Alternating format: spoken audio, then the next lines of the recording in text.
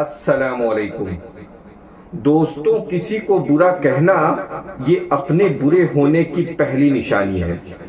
نبی کریم صلی اللہ علیہ وسلم نے ارشاد فرمایا، کسی کے برے ہونے کے لیے یہی کافی ہے کہ وہ دوسروں کو برا سمجھتا ہے، لیکن ہماری عادت پڑ گئی ہے دوسروں کی کمیاں نکالنے کی اور عیب ڈھونڈنے کی۔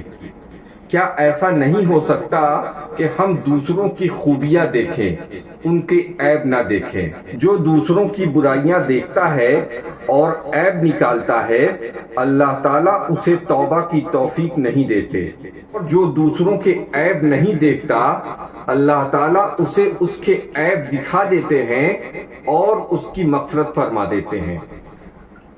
اس لیے دوسروں کے اندر برائیاں تلاش نہ کریں۔